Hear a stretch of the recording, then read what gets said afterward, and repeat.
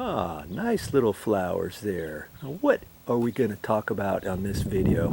Well, the last video I did was I showed how to install, how to plant these begonias. And those were the existing begonias right there in the corner.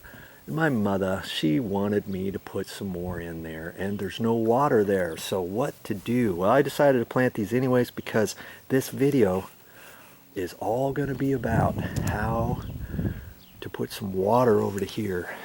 And how are we going to do that? Well, stick around and I'll show you.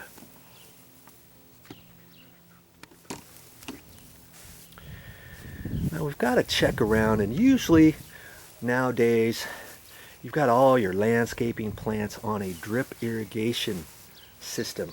You look over here, lots of times you can see something like this sticking out of your ground cover, and it looks like there's not much bark on here, is there? There's hardly any. There's areas with nothing. She's going to need to put some bark down too. But see, you look at this. This is your main line, and then you'll see little lines coming out of it. Here's one that goes somewhere. Here's another one that just pokes into here, and it comes over. And see, here's the end of it. Here's the end of it right there. And you follow things over here. There's some coming out of the ground, and see, that's coming from this line here, and I know this one is tapped into there, and so is that. When you follow that around, and it comes right up here to this plant here, and see, here's the end of it right there, and it looks like it's got a little metal U-shaped wire here. See that? Like right there? That's what was holding it down. The landscapers initially put that so that this wouldn't move around. And there's other types of stakes you can use. And I'll see this. See here? Here's a stake where you can poke that down into the ground, and it's got some grooves on it right here. And then you can kind of hook your pipe to that, and you can swivel the end wherever. Now see, this one's funny. There's nothing there. You know why?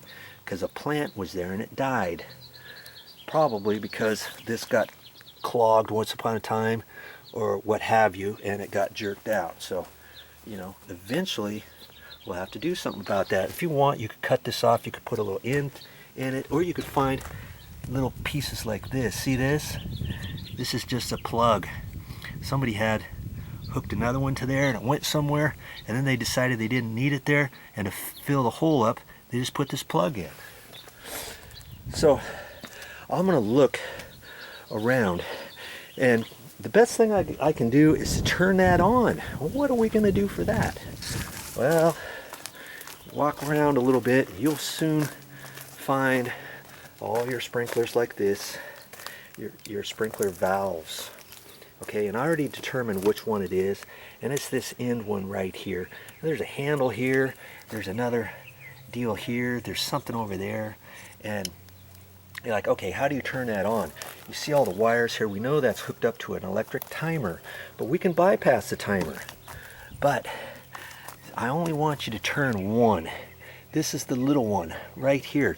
I'd never mess with this, and I also never mess with that, okay? You turn this, and that's going to turn our water on. See there? Automatically, it's on. And walk around here, and we're going to check this out. We're going to make sure.